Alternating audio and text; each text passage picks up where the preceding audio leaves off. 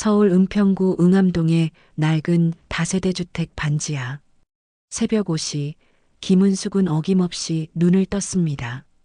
잠자리에서 일어나는 것조차 이제는 하나의 의식이 되어버렸죠.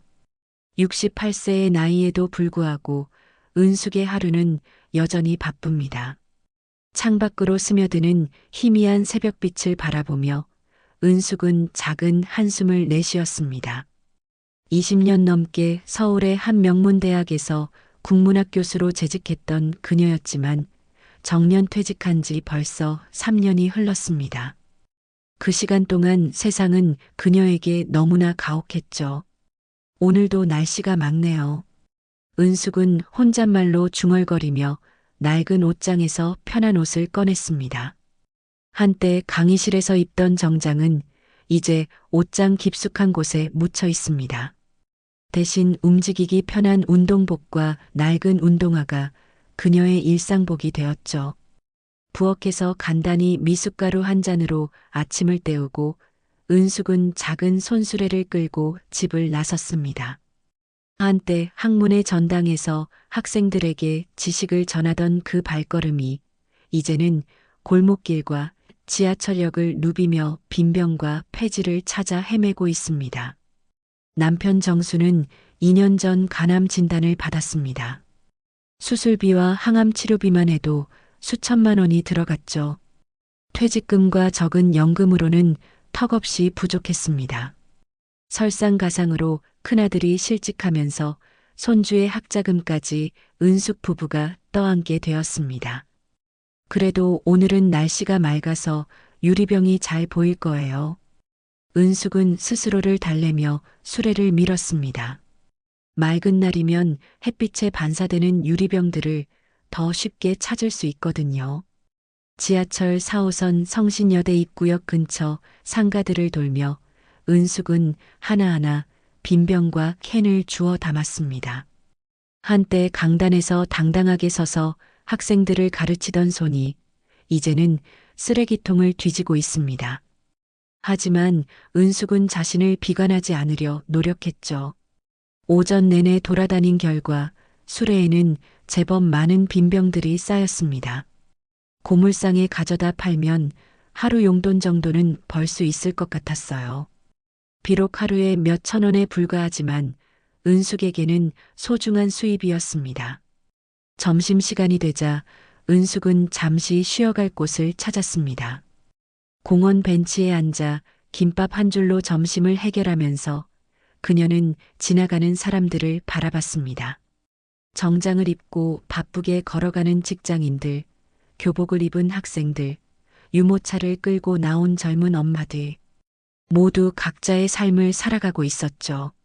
나도 한때는 저들처럼 바쁘게 살았는데 은숙은 과거를 회상했습니다. 강의 준비에 논문 작성에 학회 발표까지 하루 24시간이 모자랄 정도로 바쁜 나날들이었죠.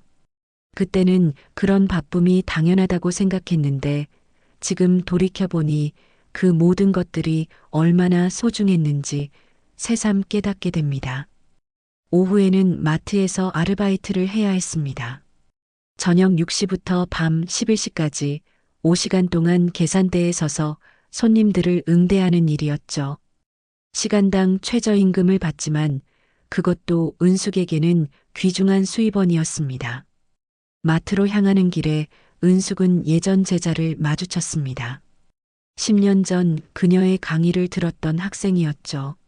하지만 그 제자는 수레를 끌고 있는 은숙을 알아보지 못한 채 지나갔습니다.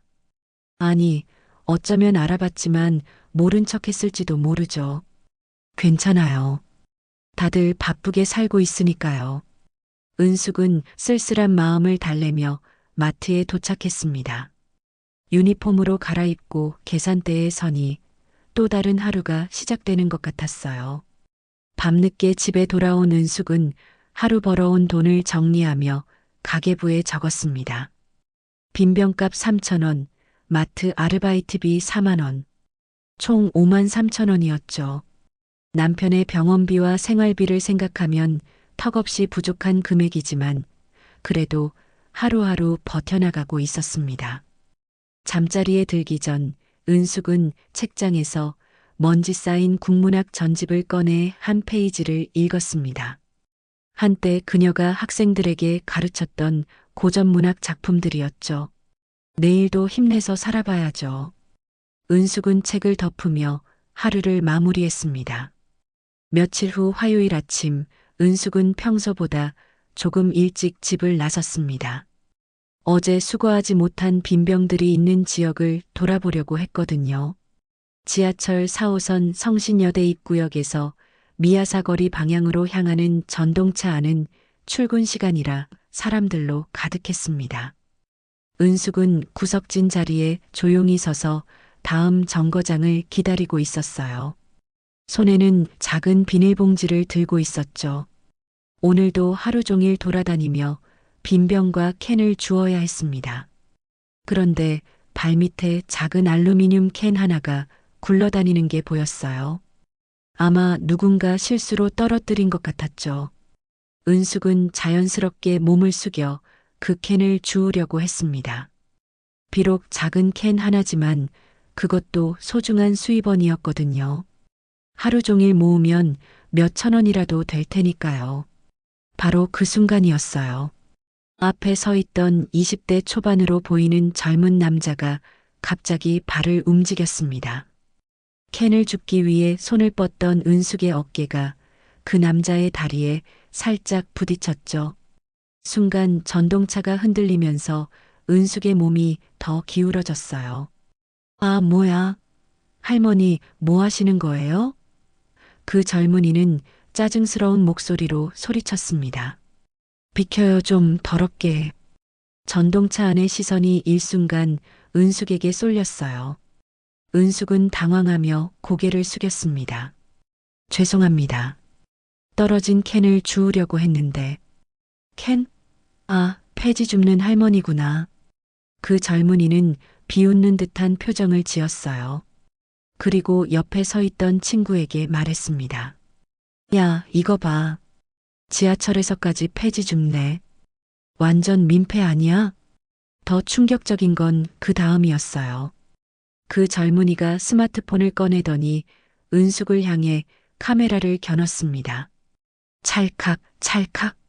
셔터 소리가 연달아 들렸죠. 은숙은 순간 무슨 일이 일어나는지 이해할 수 없었어요. 얘들아, 이거 봐봐. 할머니가 지하철에서 폐지 줍다가 사람 귀찮게 하고 있어. 그는 즉석에서 촬영한 영상을 메신저로 어디선가 보내고 있었어요.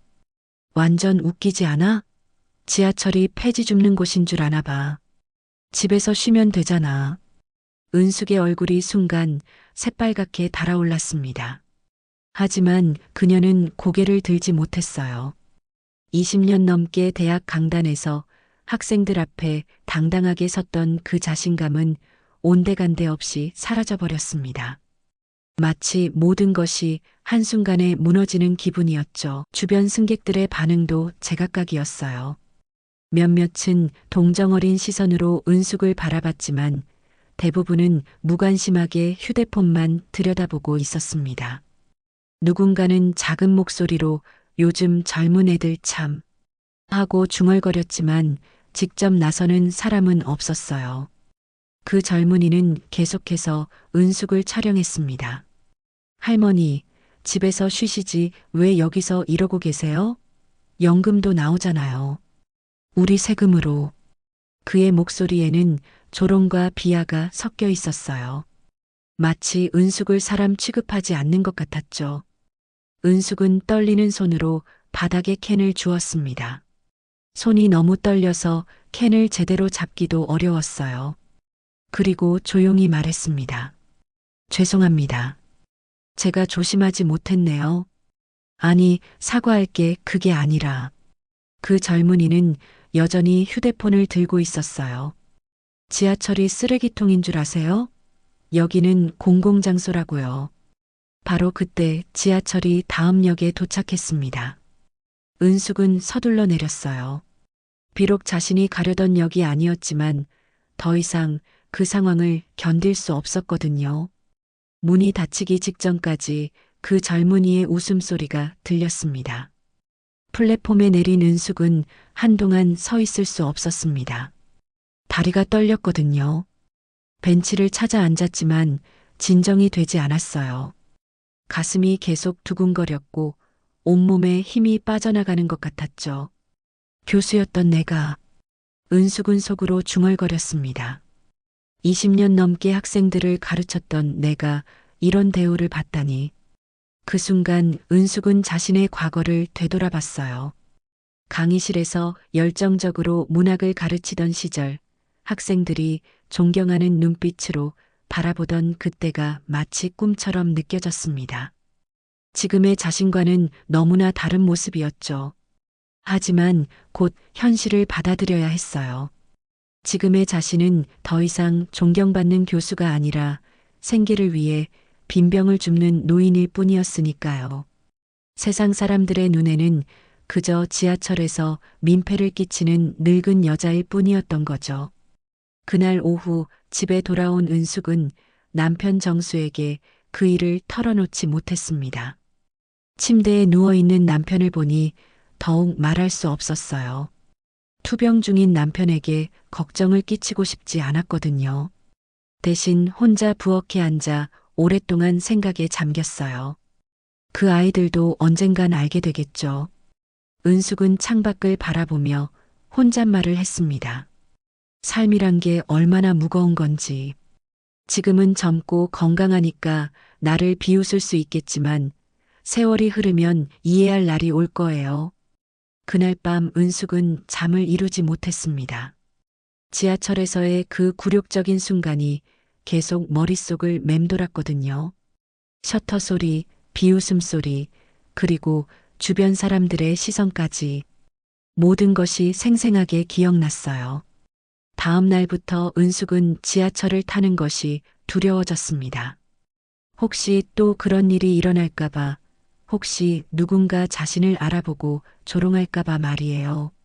하지만 빈병을 주우려면 여러 지역을 돌아다녀야 했고, 그러려면 지하철을 이용할 수밖에 없었습니다. 참아야 해요. 이것도 다 지나갈 일이니까. 은숙은 스스로를 다독이며 하루하루를 버텨나갔습니다. 지하철에서의 그 충격적인 사건이 있은 지 일주일이 지났습니다. 은숙은 여전히 그날의 기억 때문에 괴로워하고 있었어요.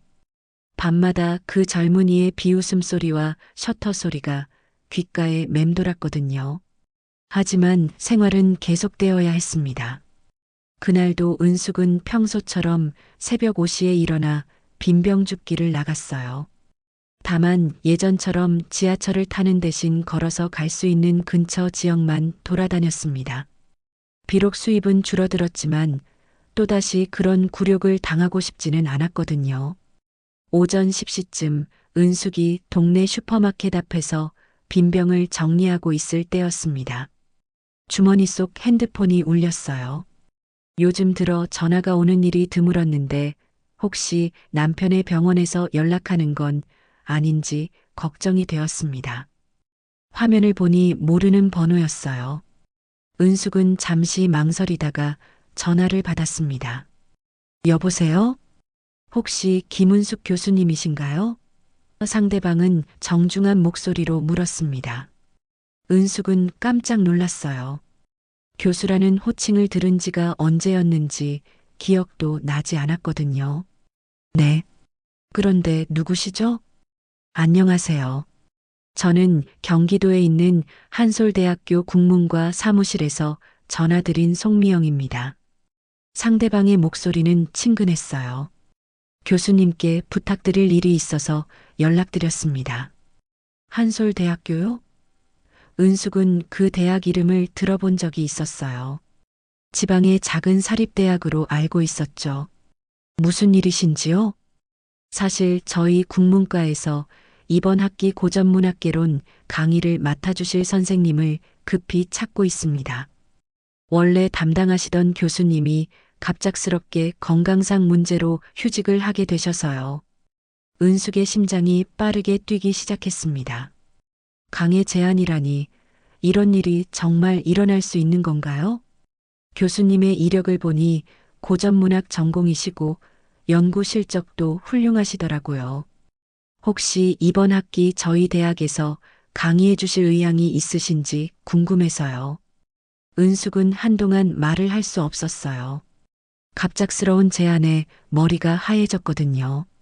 정년 퇴직한 지 3년, 그동안 한 번도 강의 제안을 받아본 적이 없었는데 말이에요.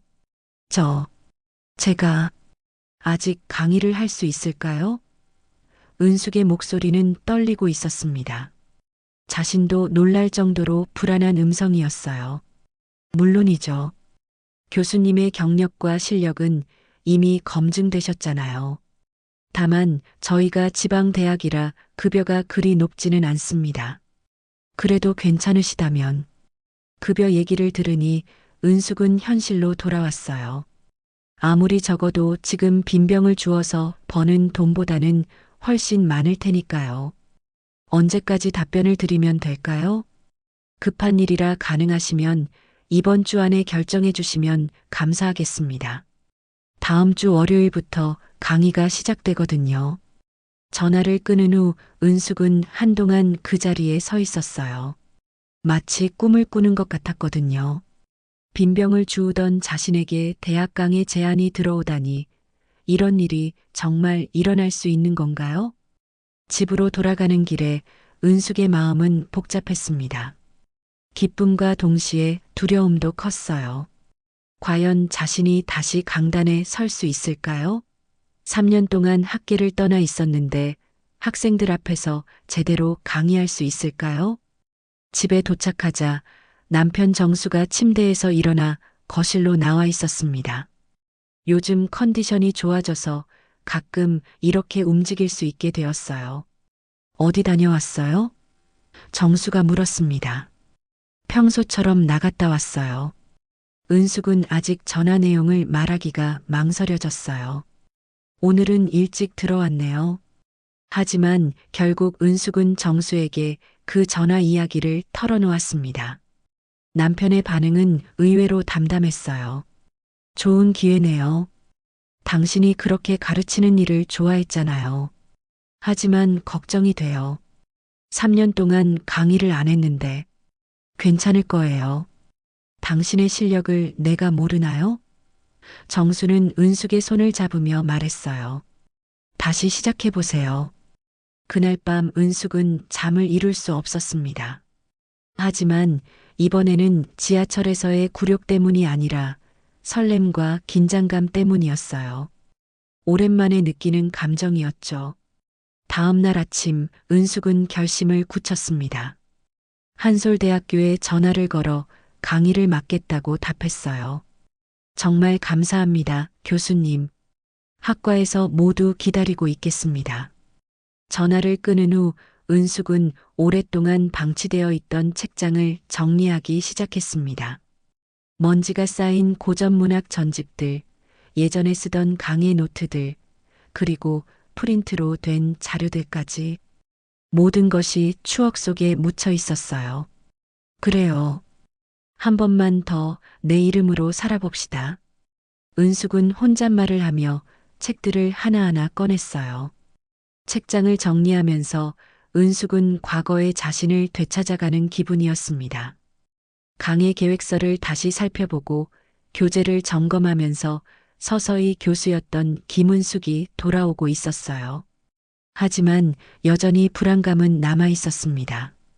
과연 자신이 학생들 앞에서 당당하게 설 수 있을까요? 지하철에서 겪었던 그 굴욕스러운 경험이 자꾸 떠올랐거든요. 괜찮아요. 이번에는 다를 거예요. 은숙은 스스로를 다독이며 강의 준비에 집중했습니다. 비록 지방대학의 시간 강사 자리였지만 그녀에게는 소중한 기회였어요. 며칠 후 은숙은 한솔대학교에 첫 출근을 하게 됩니다. 오랜만에 정장을 꺼내 입고 강의 자료를 정리해서 가방에 넣었어요. 마치 첫 출근하는 신입사원 같은 기분이었죠. 지하철을 타고 가는 길에 은숙은 떨렸습니다. 하지만 이번에는 두려움이 아니라 설렘 때문이었어요. 다시 강단에 서게 된다는 사실이 믿어지지 않았거든요. 한솔대학교 첫 출근 당일 은숙은 새벽 4시에 눈이 떠졌습니다. 긴장감과 설렘이 뒤섞인 복잡한 감정 때문이었어요. 3년 만에 다시 강단에 서게 된다니 아직도 꿈 같은 일이었습니다. 옷장에서 오랫동안 묻혀있던 검은색 정장을 꺼냈어요. 옷에서 나는 방충제 냄새가 시간의 흐름을 말해주고 있었죠. 거울 앞에 서서 정장을 입어보니 예전보다 조금 헐렁해진 것 같았습니다. 힘든 시간 동안 살이 많이 빠졌거든요. 강의 자료를 다시 한번 점검했습니다. 고전문학개론 첫 시간에는 문학의 본질과 의미에 대해 다룰 예정이었어요. 예전에 쓰던 강의 노트를 보니 새삼 감회가 깊었습니다. 그때는 이런 날이 올 줄 꿈에도 몰랐거든요. 지하철을 타고 한솔대학교로 향하는 길, 은숙의 마음은 복잡했습니다. 몇 주 전 그 굴욕적인 경험이 있었던 바로 그 지하철이었거든요. 하지만 이번에는 달랐어요. 당당한 대학 강사로서 출근하는 길이었으니까요. 한솔대학교에 도착하자 국문과 사무실 직원이 친절하게 안내해 주었습니다. 캠퍼스는 그리 크지 않았지만 정돈된 느낌이었어요. 학생들이 여유롭게 걸어 다니는 모습을 보니 마음이 편안해졌습니다. 김은숙 교수님 환영합니다. 국문과 주임 교수가 인사를 건넸어요. 첫 강의는 2교시인데 혹시 궁금한 게 있으시면 언제든 말씀해 주세요. 강의실에 들어서는 순간 은숙은 잠시 숨을 멈췄습니다. 3년 만에 보는 강의실의 풍경이었거든요. 계단식으로 배치된 책상들, 앞쪽의 칠판, 그리고 기다리고 있는 학생들의 얼굴까지 모든 것이 그리웠어요. 학생들은 대략 30명 정도였습니다. 대부분 1, 2학년으로 보였고 은숙을 호기심 어린 눈으로 바라보고 있었어요. 나이든 강사가 새로 온 것에 대해 궁금해하는 것 같았죠. 안녕하세요. 이번 학기 고전문학개론을 담당하게 된 김은숙입니다. 은숙은 차분한 목소리로 인사를 시작했어요. 바로 그때였습니다. 뒷줄에 앉아있던 한 학생이 갑자기 눈을 크게 뜨더니 옆 친구에게 뭔가를 속삭였어요. 은숙은 그 학생을 자세히 봤습니다. 어디서 본 것 같은 얼굴이었거든요. 그 학생은 박주원이었습니다. 바로 몇 주 전 지하철에서 은숙을 조롱했던 그 젊은이였어요. 주원도 은숙을 알아본 것 같았습니다. 얼굴이 새파랗게 질려 있었거든요. 저 할머니가? 주원은 작은 목소리로 중얼거렸습니다. 은숙은 놀라지 않았어요. 이미 어느 정도 예상했던 일이었거든요. 대신 태연하게 출석을 부르기 시작했습니다. 김민수? 네. 박소영? 네. 박주원. 주원은 한참을 망설이더니 떨리는 목소리로 대답했습니다. 네. 있습니다. 은숙은 주원과 잠깐 눈을 마주쳤지만 별다른 표정 변화 없이 계속 출석을 불렀어요. 주원은 더욱 당황한 표정으로 친구들을 힐끔힐끔 쳐다봤습니다. 출석 확인이 끝나자 은숙은 조용히 강의를 시작했습니다.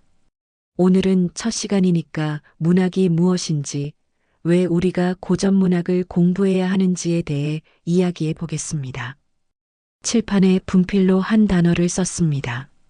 인간다움. 문학의 가장 근본적인 목적은 인간다움을 탐구하는 것입니다. 희로애락, 즉 기쁨과 분노, 슬픔과 즐거움을 통해 인간의 본질을 들여다보는 거죠. 학생들이 웅성거리기 시작했습니다. 뭔가 다른 것 같지 않아? 진짜 실력 있는 것 같은데? 주원은 여전히 충격에서 벗어나지 못하고 있었어요. 몇 주 전 지하철에서 조롱했던 그 폐지 줍는 할머니가 자신의 교수라니 믿을 수 없는 상황이었거든요. 은숙은 과거의 자신과 지금의 자신 사이에서 긴장감을 품고 있었지만 겉으로는 전혀 티를 내지 않았어요. 오히려 더욱 차분하고 진중하게 강의를 이어갔습니다. 고전 문학에서 말하는 정의 개념을 살펴보면 이것은 단순한 감정이 아니라 삶에 대한 깊은 이해를 바탕으로 한 정서입니다. 즉, 경험을 통해 얻어지는 지혜라고 할 수 있어요. 은숙의 목소리에는 깊이가 있었습니다. 지난 3년간의 힘든 경험이 오히려 그녀의 강의에 진정성을 더해주고 있었어요. 예를 들어 조선시대 가사문학에서 유배를 당한 선비들이 쓴 작품들을 보면 단순히 억울함을 토로하는 것이 아니라 그 고난을 통해 인생의 진리를 깨닫는 과정을 보여줍니다. 학생들은 점점 은숙의 강의에 빠져들었어요. 교과서적인 설명이 아니라 실제 삶의 경험이 녹아든 이야기였거든요. 고난이라는 것은 때로는 우리에게 가장 깊은 깨달음을 주는 스승이 될 수 있습니다. 그것을 어떻게 받아들이고 승화시키느냐가 바로 인간다움의 척도라고 할 수 있어요. 주어는 점점 더 작아지고 있었습니다. 은숙의 말 한마디 한마디가 자신에게 하는 말 같았거든요. 지하철에서의 그 행동이 얼마나 어리석었는지 깨닫기 시작했어요. 강의가 끝나갈 무렵 한 학생이 질문을 했습니다. 교수님, 혹시 직접 그런 고난을 경험해 보신 적이 있으신가요? 은숙은 잠시 망설이다가 대답했습니다. 네, 있습니다. 그리고 그 경험이 오늘 여러분에게 이런 이야기를 할 수 있게 해주었다고 생각해요. 강의가 끝나자 학생들은 조용히 강의실을 나갔습니다. 주원은 다른 학생들보다 늦게 일어나 천천히 은숙 앞을 지나갔어요. 잠시 멈춰서서 뭔가 말하려는 것 같았지만 결국 아무 말도 하지 못하고 나갔습니다. 은숙은 혼자 남은 강의실에서 칠판을 바라봤어요. 인간다움이라는 글씨가 아직 지워지지 않고 남아 있었습니다. 3년 만에 다시 선 강단에서 그녀는 새로운 시작을 확신했어요. 복도를 걸어 나오면서 은숙은 속으로 중얼거렸습니다. 이제 다시 김은숙 교수로 돌아왔네요. 한솔대학교에서의 강의가 시작된 지 한 달이 지났습니다. 은숙의 고전문학개론 수업은 점점 인기를 끌고 있었어요. 학생들은 그녀의 깊이 있는 강의에 매료되었고 단순한 암기식 교육이 아닌 삶의 지혜를 전해주는 수업이라며 입소문이 나기 시작했습니다. 박주원은 여전히 은숙과 마주치는 것을 어색해했지만 강의만큼은 빠짐없이 들었어요. 그의 표정에서 지하철에서의 그 건방진 모습은 찾아볼 수 없었습니다. 어느 목요일 오후 은숙이 강의를 마치고 교무실에서 다음 주 수업 준비를 하고 있을 때였습니다. 국문과 조교가 다급한 표정으로 다가왔어요. 교수님, 혹시 학교 온라인 커뮤니티 보셨나요? 조교는 망설이다가 노트북을 가져와 화면을 보여주었습니다. 한솔대학교 학생들이 주로 사용하는 익명 게시판이었어요. 게시글 제목을 본 순간 은숙의 얼굴이 굳어졌습니다. 우리 학교 국문과 강사, 밤에 폐지 줍는다고 함 키읔키읔키읔. 글 내용은 더욱 충격적이었어요. 몇 주 전 지하철에서 찍힌 은숙의 영상이 첨부되어 있었고 자세한 설명까지 덧붙여져 있었습니다. 진짜 우리 학교 김은숙 강사 맞음. 지하철에서 폐지 주우면서 사람들 귀찮게 함. 이런 사람이 대학에서 강의해도 되는 거임? 댓글들은 더욱 가혹했습니다. 완전 충격. 우리 등록금으로 이런 사람 월급 주는 거야? 어쩐지 강의가 현실적이더라. 진짜 바닥부터 경험해 본 거였구나. 불쌍하긴 한데 대학 강사 자격이 있나 싶음. 은숙은 화면을 보며 아무 말도 할 수 없었습니다. 손이 떨렸고 숨이 막히는 것 같았어요. 3년간 겪었던 모든 고통스러운 순간들이 한순간에 전 세계에 공개된 기분이었습니다. 교수님, 괜찮으세요? 조교가 걱정스럽게 물었어요. 괜찮습니다. 은숙은 억지로 미소를 지으며 대답했어요. 하지만 목소리는 떨리고 있었습니다. 그날 밤 집에 돌아온 은숙은 혼자 방에 앉아 노트북을 켰습니다.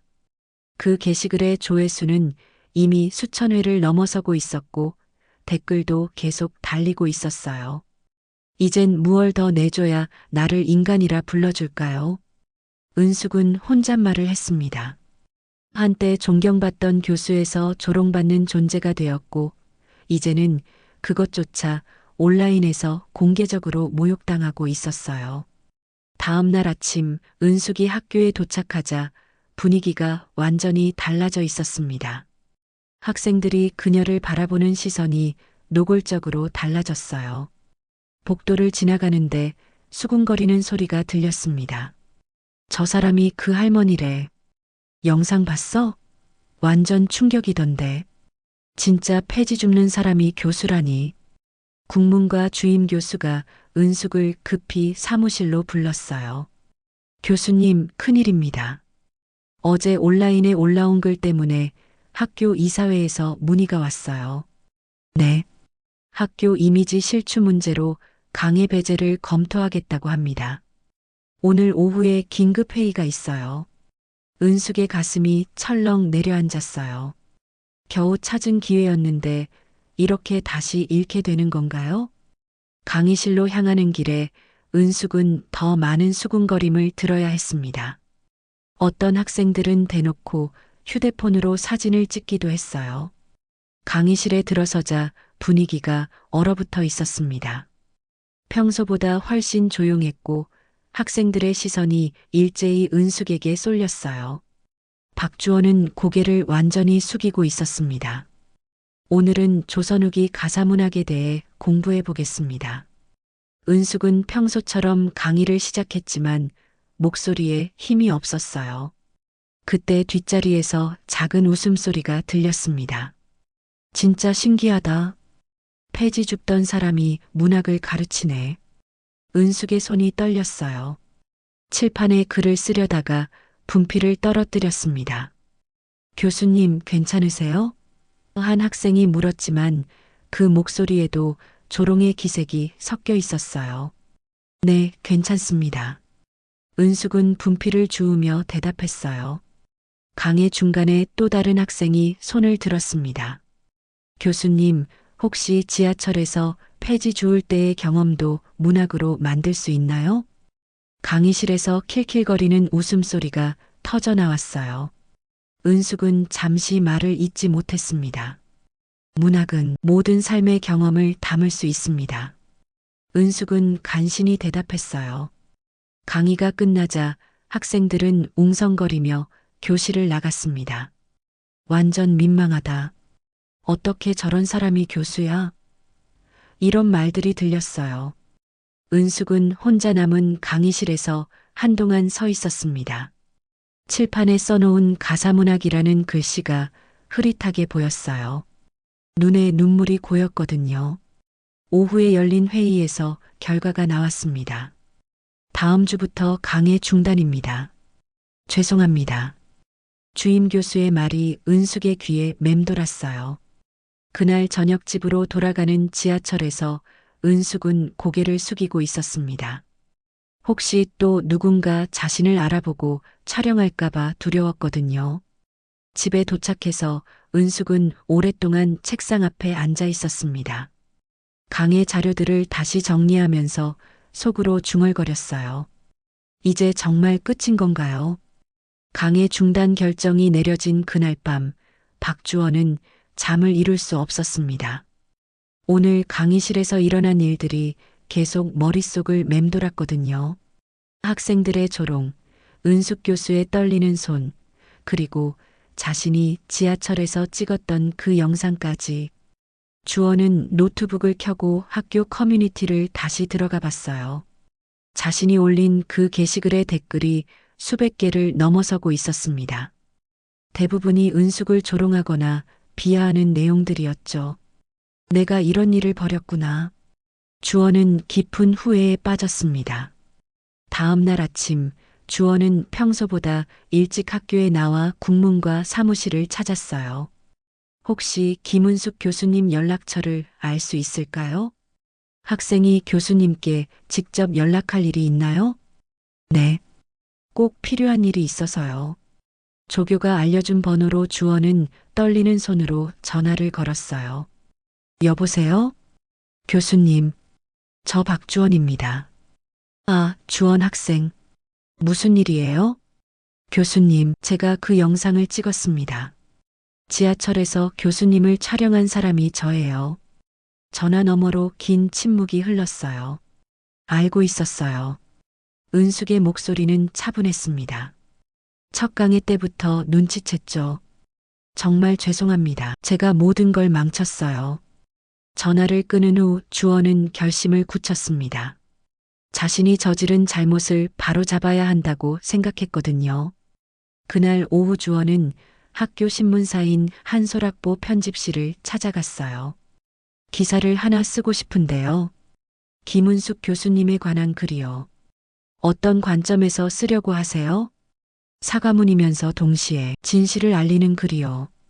그날 밤 주원은 밤새워 글을 썼습니다. 다음 날 한솔학보에 그의 글이 게재되었어요. 제목은 며칠 전 우리가 잃어버린 것들이었습니다.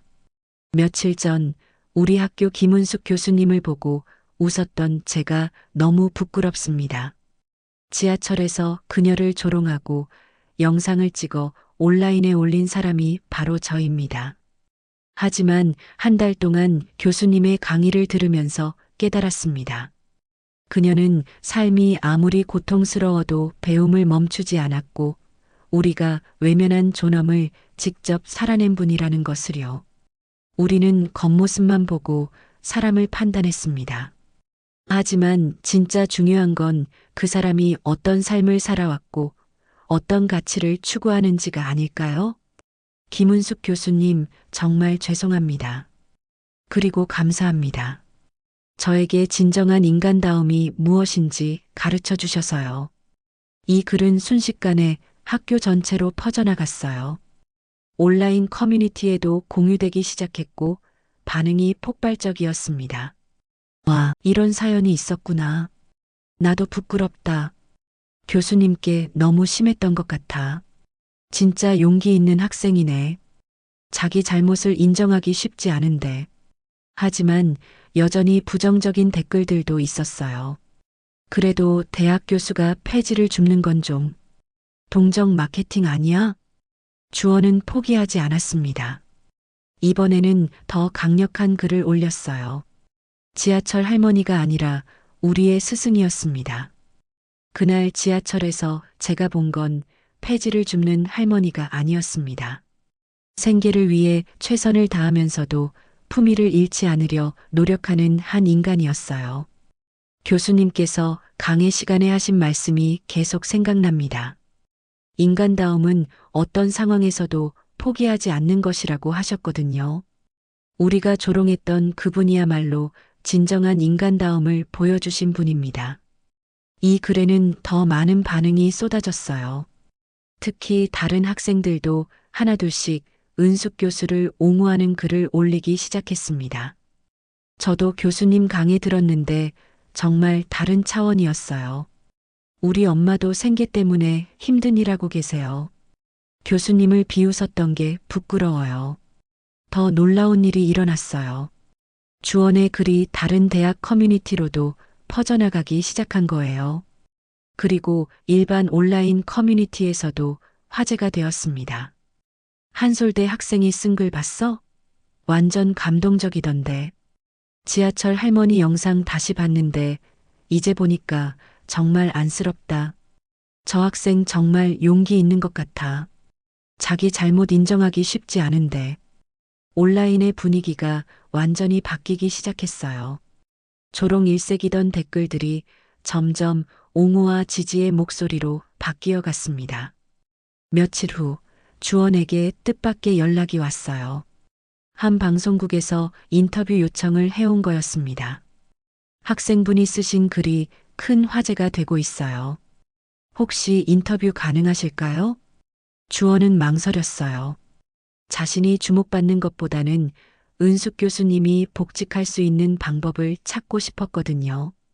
제가 인터뷰를 받는 것보다는 김은숙 교수님이 다시 강의하실 수 있도록 도와주시면 안 될까요? 그 방송국은 주원의 제안을 받아들였어요. 그리고 며칠 후 지하철 폐지 할머니의 진실이라는 제목으로 특집 프로그램이 방송되었습니다.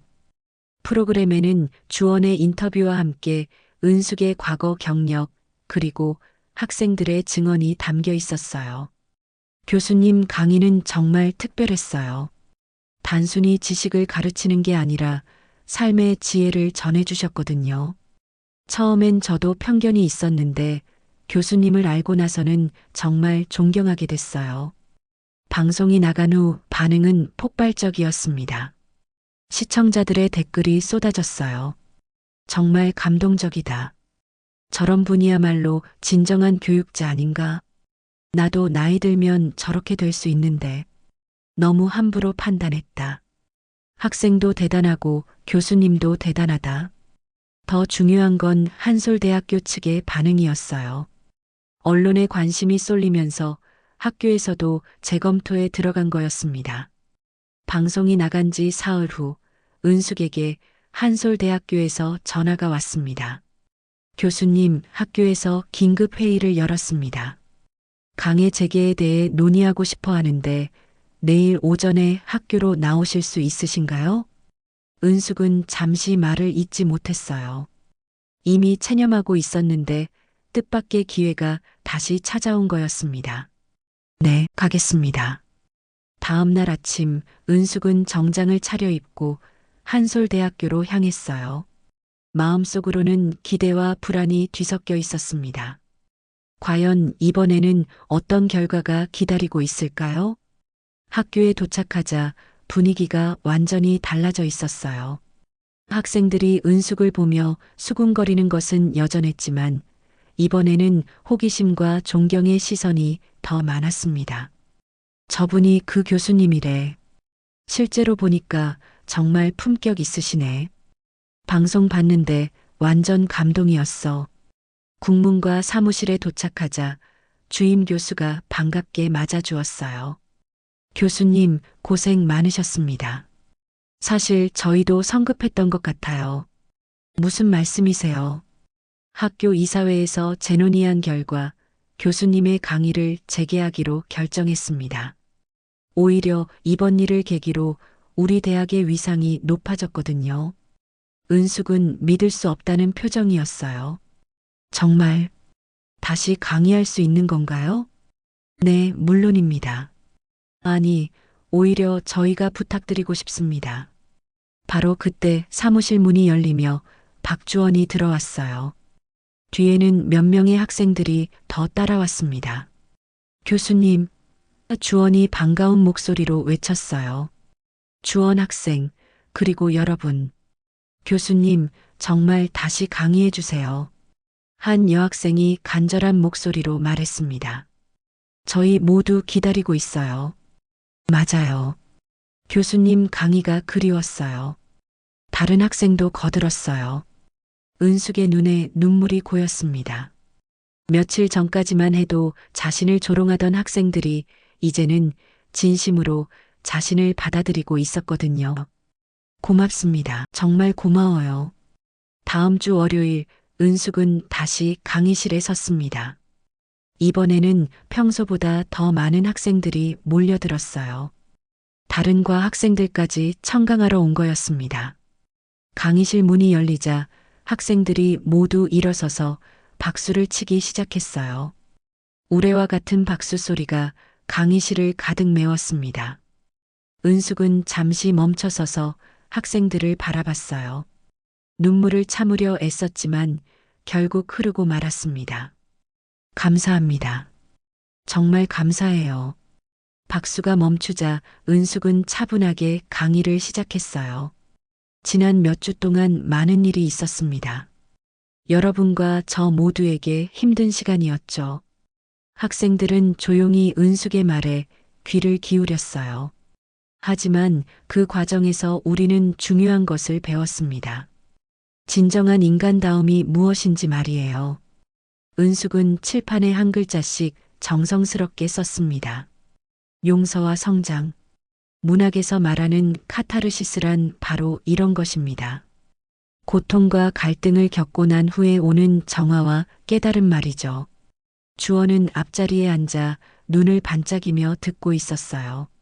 자신이 저지른 실수를 통해 더 큰 깨달음을 얻었다는 것을 알고 있었거든요. 오늘은 조선 후기 김삿갓의 한 시를 살펴보겠습니다. 그는 평생을 떠돌며 살았지만 그 경험을 통해 인생의 진리를 깨달았던 시인이죠. 은숙의 목소리에는 이전과는 다른 깊이가 있었어요. 지난 몇 년간 겪었던 고난이 오히려 그녀의 강의에 진정성을 더해주고 있었습니다. 김삿갓의 시를 보면 웃음 속에 눈물이 있고 눈물 속에 웃음이 있다는 표현이 나옵니다. 이것이 바로 인간의 삶이 아닐까요? 학생들은 고개를 끄덕이며 열심히 필기했어요. 이전과는 완전히 달라진 분위기였습니다. 강의 중간에 한 학생이 손을 들었어요. 교수님, 혹시 지난 몇 년간의 경험이 문학을 이해하는데 도움이 되셨나요? 은숙은 잠시 생각한 후 대답했어요. 네, 많은 도움이 되었습니다. 책으로만 배울 수 없는 것들을 직접 경험할 수 있었거든요. 고전 문학에 나오는 서민들의 삶을 몸소 체험한 셈이죠. 그럼 교수님께서는 그 시간을 후회하지 않으세요? 후회보다는 감사한 마음이 더 큽니다. 그 경험이 없었다면 지금 여러분에게 이런 이야기를 해드릴 수 없었을 테니까요. 강의가 끝나자 학생들은 아쉬워하며 자리를 떴어요. 몇몇 학생들은 은숙에게 다가와 개별적으로 이야기를 나누기도 했습니다. 교수님, 정말 감동적인 강의였어요. 저도 앞으로 더 열심히 공부하겠습니다. 마지막으로 박주원이 은숙 앞에 남았어요. 교수님, 정말 감사합니다. 제가 더 감사하죠, 주원 학생. 당신이 용기를 내주지 않았다면 이런 일은 일어나지 않았을 거예요. 교수님께서 저에게 진정한 용기가 무엇인지 가르쳐 주셨어요. 잘못을 인정하고 바로잡는 것 말이에요. 은숙은 주원의 어깨에 손을 올렸어요. 당신은 훌륭한 학생이에요. 그리고 앞으로 더 훌륭한 사람이 될 거라고 믿어요. 강의실을 나서면서 은숙은 복도 벽에 걸린 대학의 교훈을 다시 읽어봤어요. 진리, 정의, 사랑. 이제 진짜로 김은숙 교수로 돌아왔네요. 은숙은 혼잣말을 하며 미소를 지었습니다. 그 순간 은숙은 확신했어요. 자신이 겪었던 모든 시련이 결국 이 순간을 위한 것이었다는 것을, 그리고 이제부터는 더욱 의미 있는 교육을 할 수 있을 거라는 것을 말이에요. 한 학기가 흘렀습니다. 은숙의 강의는 한솔대학교에서 가장 인기 있는 수업 중 하나가 되었어요. 학생들은 그녀의 수업을 듣기 위해 미리 수강 신청을 하고 다른 과 학생들까지 청강하러 몰려들었습니다. 12월의 마지막 강의 날이었어요. 은숙은 강의실에 들어서며 한 학기를 되돌아봤습니다. 처음 이 강의실에 섰을 때의 긴장감과 두려움이 이제는 따뜻한 추억이 되었어요. 오늘은 이번 학기 마지막 강의입니다. 은숙이 말하자 학생들에게서 아쉬움의 탄성이 터져 나왔어요. 벌써요? 시간이 너무 빨라요. 다음 학기에도 교수님 수업 들을 수 있나요? 은숙은 미소를 지으며 대답했어요. 물론이죠. 다음 학기에는 더 깊이 있는 내용을 준비하고 있어요. 그날 강의 주제는 문학과 삶의 의미였습니다. 한 학기 동안 배운 모든 내용을 정리하는 시간이었죠. 여러분, 이번 학기 동안 우리가 함께 읽은 고전 작품들을 기억하나요? 은숙이 물었어요. 춘향전, 흥부전, 김삿갓의 한시. 학생들이 하나씩 대답했습니다. 맞아요. 그런데 이 모든 작품에는 공통점이 있어요. 바로 어려운 현실 속에서도 희망을 잃지 않는 인물들의 이야기라는 것이죠. 박주원이 손을 들었어요. 교수님, 그럼 교수님의 삶도 하나의 문학 작품 같은 건가요? 은숙은 잠시 생각한 후 대답했어요. 그렇게 말할 수 있을 것 같아요. 다만 아직 완성되지 않은 작품이죠. 여러분과 함께 써나가고 있는 이야기예요. 강의가 끝나자 학생들이 하나둘씩 은숙에게 다가왔어요. 교수님, 정말 감사했어요.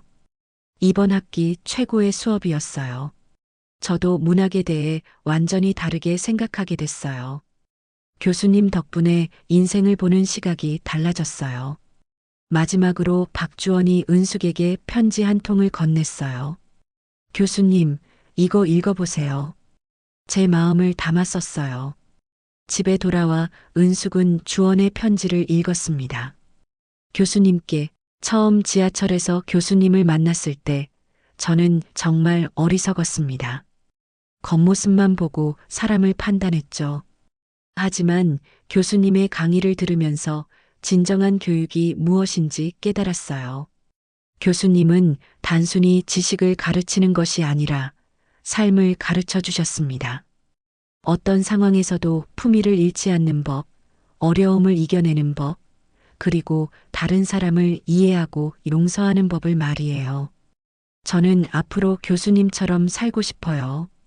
어떤 일을 하든 최선을 다하고 다른 사람을 함부로 판단하지 않는 사람이 되고 싶습니다. 정말 감사합니다. 박주원 올림. 은숙은 편지를 읽으며 눈물을 흘렸어요. 기쁨의 눈물이었습니다. 며칠 후 은숙에게 뜻밖의 제안이 들어왔어요. 지역사회복지관에서 청년들을 위한 특별 강연을 요청한 거였습니다. 주제는 노동의 존엄성과 인간다움으로 하면 어떨까요? 복지관 관장이 제안했어요. 좋은 주제네요. 기꺼이 하겠습니다. 강연 당일 복지관 강당에는 20대부터 40대까지 다양한 연령층의 사람들이 모였어요. 대부분 구직 중이거나 어려운 상황에 처한 사람들이었습니다.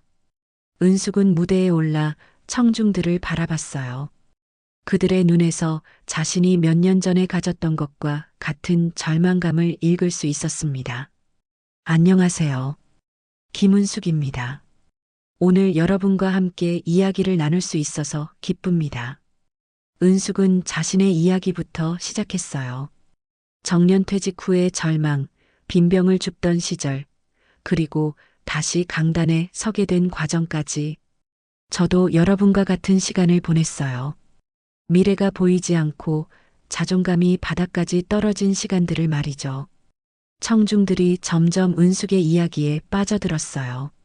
하지만 그 시간들이 결코 헛되지 않았다는 것을 이제는 알아요. 그 경험이 있었기에 지금 여러분에게 이런 이야기를 할 수 있거든요. 한 청년이 손을 들었어요. 교수님, 힘들지 않으셨어요? 포기하고 싶지 않으셨나요? 물론 힘들었어요.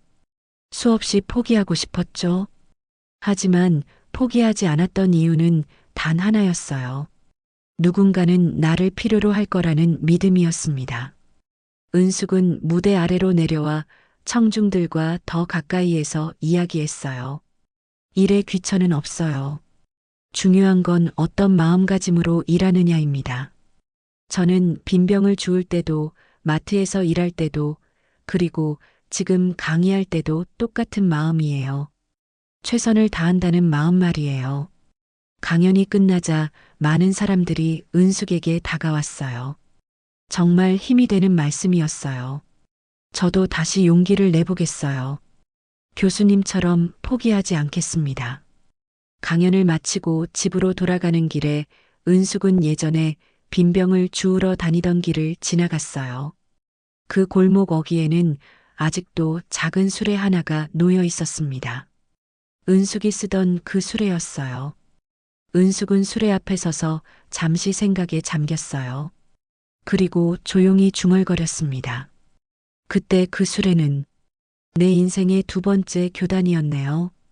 수레를 보며 은숙은 깨달았어요. 자신이 겪었던 모든 순간들이 다 의미가 있었다는 것을. 절망의 시간도 굴욕의 순간도 모든 것이 지금의 자신을 만든 소중한 경험이었다는 것을 말이에요. 은숙은 수레에 손을 올리고 작은 목소리로 말했어요. 고마웠어요.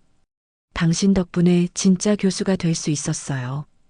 그리고 돌아서서 집으로 향했습니다. 내일도 강의가 있고 다음 주에는 또 다른 강연이 기다리고 있었어요. 은숙의 새로운 인생이 계속되고 있었습니다. 집에 도착해 은숙은 책상에 앉아 다음 강의 준비를 시작했어요. 그녀의 얼굴에는 평온하고 만족스러운 미소가 떠올라 있었습니다.